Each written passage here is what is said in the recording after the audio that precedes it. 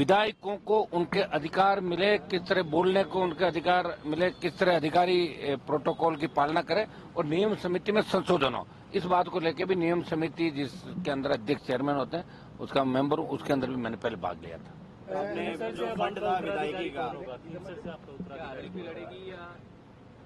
RLP तो लड़ेगी, पक्का ही है, वो तो कहने की क्या आवश्यकता है।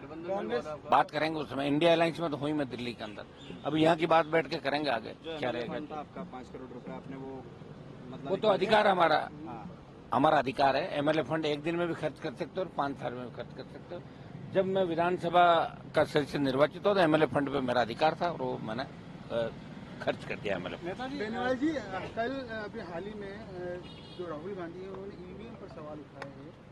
आप चूंकि सांसद हैं, आप भी जीत कर आए, क्या लगता है आपको, क्योंकि जब चुनाव होते परिणाम आते उसके बाद कांग्रेस या सहयोगी दल के नेता ईवीएम पर सवाल उठाते, क्या कहना है आपका? क्योंकि आप एनडीए के भी गठबंधन में पहले रहे हैं, तो आप इंडिया के गठबंधन में हैं। जी जी, मैं एनडीए गठबंधन में था, किसानों के लिए एनडीए छोड़ा था और इंडिया अलायंस के अंदर भी।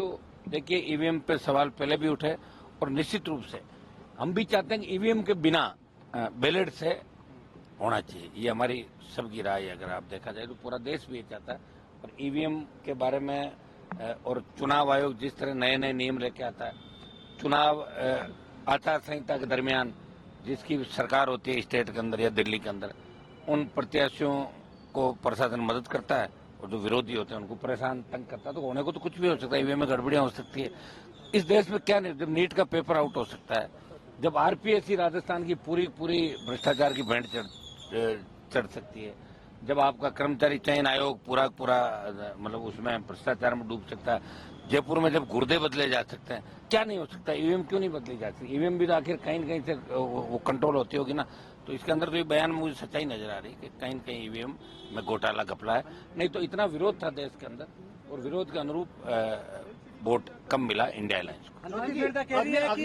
अग्निवीर को लेके सरकार, केंद्र सरकार ये कह रही है कि हम संशोधन लेके आएंगे, क्या मंजूर होगा? देखिए, अग्निवीर का विरोध देश में अगर किसी सांसद ने व्यक्तिगत तौर पे किया तो मैंने ही सब ज्यादा किया। जोधपुर में 2 लाख जवानों की रैली भी करी थी और अग्निवीर के संशोधन को हम नहीं मानेंगे। इसको लेकर हम बड़ा आंदोलन करेंगे, दिल्ली को घेरेंगे और अग्निवीर समाप्त करा के पूर्व की भांति सेना भर्ती रैलियां हो।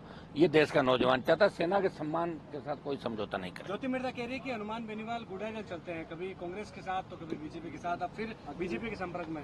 उनका तो पूरा परिवार ही ऐसे ही चलता। सुनो, उन तो कभी पार्टी थोड़ी बनाई, कभी किसी का झंडा लेते थे, कभी किसी का। खुद पार्टी बना के लड़ो तो पता लग जाएगा औकात कितनी है। 5000 ज्यादा वोट नहीं ले पाएगी। मैंने तो 18-13 में निर्दलीय भी जीता, वसुंधरा को चैलेंज देखे। 18 के अंदर पार्टी बना के 3 विधायक लाया, सारे उपचुनाव अकेले लड़े। अब की बार इंडिया अलायंस के साथ में था, मुझे बीजेपी को सबक सिखाना था राजस्थान के अंदर। और ये निश्चित है कि आरएलपी का अगर गठबंधन नहीं होता तो कांग्रेस पार्टी का खाता राजस्थान के अंदर नहीं खुलता, ये तय है। कोई उतरे उससे क्या, खींवसर तो जीत है हमारी निश्चित रूप से। आरएलपी भारी वोटों जीतेगी खींवसर।